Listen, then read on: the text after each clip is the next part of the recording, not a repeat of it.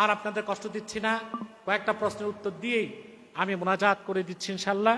এখানে এক ভাই প্রশ্ন করেছেন,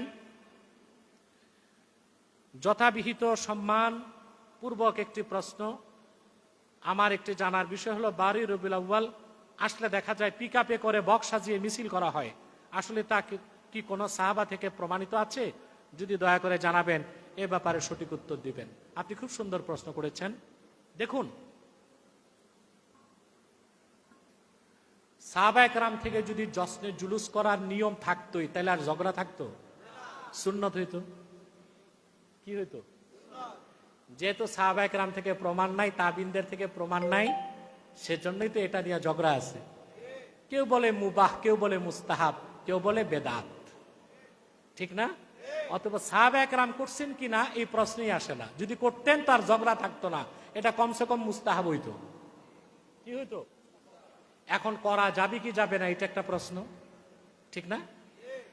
ইজ্জুদ্দিন ইবনে আব্দুস সালাম রাহমাতুল্লাহ, যিনি ইমাম সিউতির উস্তাদদের উস্তাদ, তার একটা সংজ্ঞা হচ্ছে, কুল্লু মা উহদিসা ইউখালিফুল কুরআন ওয়া সুন্নাহ ওয়া ইজমা আস-সাহাবা ওয়া আসরা আস-সাহাবাতি ওয়া ইজমা আল উম্মাহ ফাহিয়া বিদআতুন মাজমুমাতুন। যদি নব আবিষ্কৃত কোনো কাজ কোরআনের বিপক্ষে যায়, হাদিসের বিপক্ষে যায়, সাহাবা একরামের আমলের বিপক্ষে যায়, ইজমাই উম্মতের বিপক্ষে যায়, সেটা বেদাতে সাইয়্যিয়া।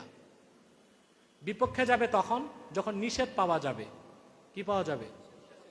এখন সাহাবা একরাম রেলি করেন নাই, করা যাবে না, নিষেধও করেন নাই, বিষয়টা এরকম না? 2 নাম্বার বেদাতে সাইয়্যিয়া কোনটা? কুল্লু মা উহদিসা। বেদাতে হাসানা কোনটা?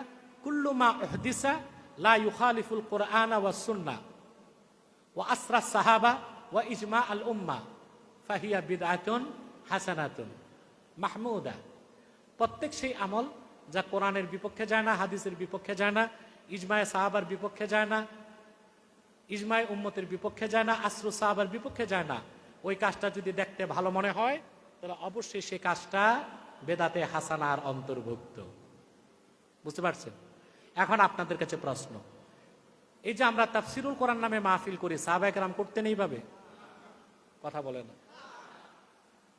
তাবিনগণ ওনারা কোরআন শরীফের তাফসির করতেন মসজিদে, আর সেটা হতো মুদারাসাতুল কোরআন। কিন্তু আমরা মূল মাকসাদ কি? কোরআনের প্রচার করা। এই জন্য আমরা তাফসির মাহফিল করি না। এটা তো বেদাতে হাসানার অন্তর্ভুক্ত। সাহাবা একরাম কি সিরাতুন নবী সাল্লাল্লাহু আলাইহি ওয়াসাল্লাম ব্যানারে কোনো মাহফিল করেছেন? আমরা কেন করি? আল্লাহর হাবিবের আজমতের কথা, সিরাতের কথা আলোচনা করার জন্য। এটাও বেদাতে হাসানার অন্তর্ভুক্ত। ঠিক সেভাবে যদি কেউ শরীয়তের গণ্ডির মধ্যে থেকে ঈদে মিলাদুন নবী সাল্লাল্লাহু আলাইহি ওয়াসাল্লামের স্মরণে ১৫০০ বছর পরে কোনো নাজায়েজ কাজ, হারাম কাজ না করে, গান বাদ্য ঢোল ডক্কর না পিটিয়ে যদি শুধু নাচ শরীফ পরে আর রেলি করে, তাতে কোনো সমস্যা নেই। তবে আমাদের দেশে একটা বেদাতি কাজ পীরেরা করে।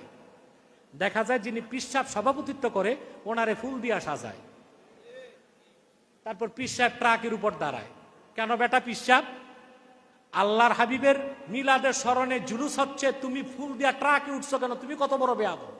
নামো! জনগণ যেভাবে হাঁটে সেইভাবে তুমিও হাঁটো, তাহলে ঠিক আছে। কিন্তু পীরের যে ফুল দিয়া সাজায় যেটা করে, এটা একটা গর্হিত অপরাধ। যাক, বুঝছেন তো? বলো